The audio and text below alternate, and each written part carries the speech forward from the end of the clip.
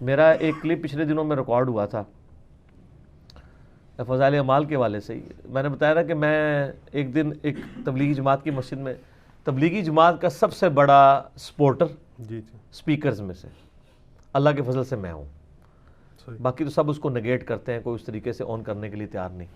میں بڑی محبت کرتا ہوں تبلیغی جماعت سے, لیکن علمی اختلاف تو اپنی جگہ. تو وہ فضائل اعمال میں سے درس ہو رہا تھا مسجد کے اندر نا, زور کی نماز پڑھ کے فارغ ہوئے تو میرے ساتھ میرا بچہ تھا, 10 سال بمشکل اس کی عمر ہے, اور دوسرے کی تقریباً 8.5 سال. تو میں نے ان کو پابند کیا ہوا ہے کہ جب نماز زور ہو جائے تو تم بھی درس سن لیا کرو, تو وہ بھی درس میں بیٹھ گئے. اب اس میں وہ بتا رہے تھے انہی بزرگوں کی کرامات اس حوالے سے کہ جی ایک بزرگ تھے وہ روزانہ صبح سے شام تک 1 قرآن پڑھتے تھے, دوسرے تھے وہ 3 قرآن پڑھتے تھے, تیسرے تھے وہ 8 قرآن پڑھ لیتے تھے.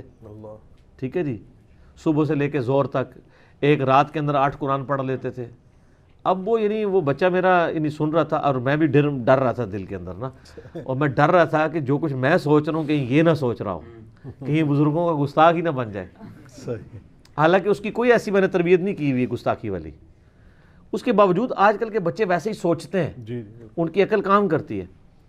جب وہ پھر ساتھ نماز کی ترغیب انہوں نے دلائی, جب پڑھ کے فارغ ہوئے درس سن کے, اس کے بعد میں موٹر بائک پہ نکلا, بچوں کو پیچھے بٹھایا. میں نے کہا دیکھو یار کتنی اچھی باتیں انہوں نے آج کی ہیں نا, اور انہیں ہمیں نماز پڑھنی چاہیے اور اہتمام کرنا چاہیے, قرآن شریف پڑھنے. کہتے بابا باقی باتیں تو ٹھیک تھیں, یہ ایک دن میں 8 دفعہ یا 3 دفعہ قرآن کیسے کو پڑھ سکتا ہے, پورا قرآن کیسے کو پڑھ سکتا ہے.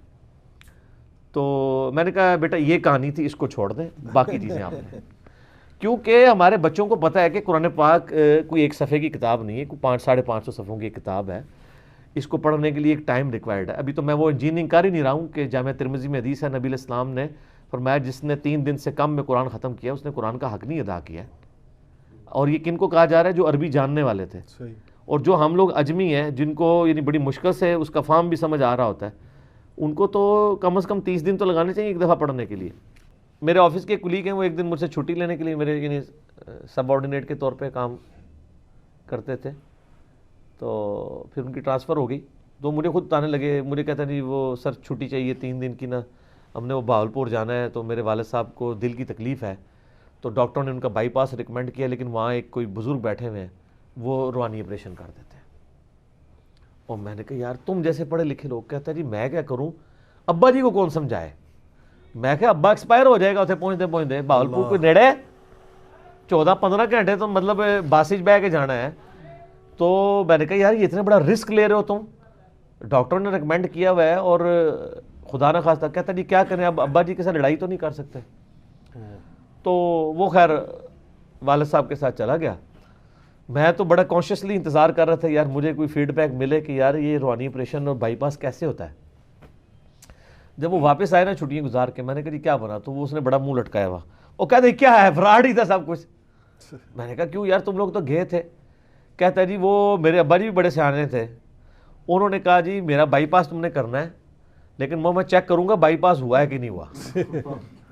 اچھا, انہوں نے کہا کین چیک کرو گے. انہوں نے کہا گل یہ ہے کہ میں 10 منٹ جب چلتا ہوں نا تو مجھے سانس چڑھ جاتا ہے. جس کے یعنی وینس بند ہوئی ہو نا, تو تھوڑی سی واک کرنے سے بھی اس کا سانس پھولنا شروع ہو جاتا ہے. اس نے کہا تو آپریشن کر, میں 10 منٹ ٹراں گا. تو جی منو سانس چڑھ گیا تو مطلب آپریشن کوئی نہیں, تیرا فراڈ ہی ہے. اور اگر نہ چڑھا تو میں 10 منٹ کیا, وہ کہتا ہے جی ان کو تو 5-6 منٹ کے بعد سانس چڑھنا شروع ہو گیا. بال جو پیسے ضائع ہونے تھے وہ تو ہو گئے, یعنی آنے جانے کا کرایہ اور یہ وہ, لیکن کم از کم چلے پیسے ضائع کر کے عقیدہ ٹھیک ہو گیا.